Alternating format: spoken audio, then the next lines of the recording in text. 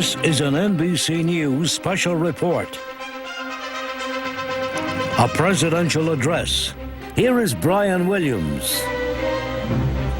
And good evening from New Orleans, where just blocks away from here tonight, the President of the United States has chosen a familiar New Orleans backdrop, Jackson Square, in the heart of the historic French Quarter, for a speech to the entire nation, outlining what will be the most expensive reconstruction and recovery project in American history.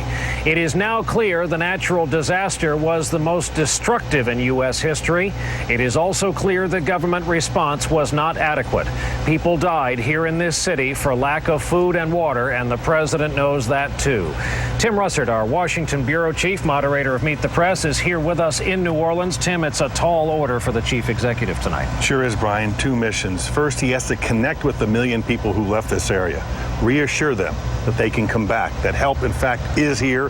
They can rebuild their homes and their lives, but also deal with the racial and class fault lines that we saw emerge from this.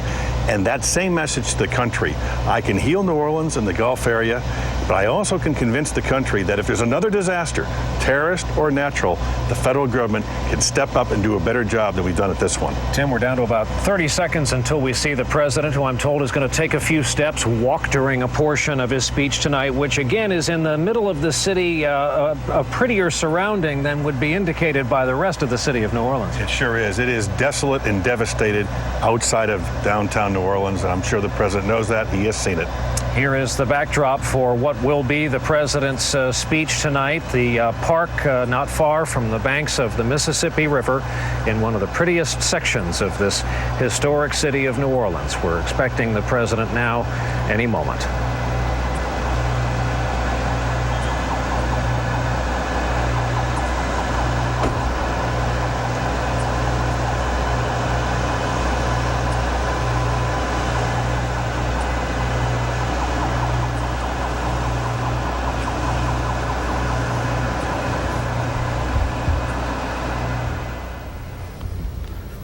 Good evening.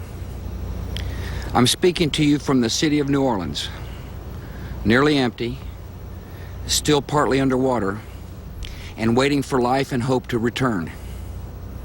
Eastward from Lake Pontchartrain, across the Mississippi coast, to Alabama and into Florida, millions of lives were changed in a day by a cruel and wasteful storm.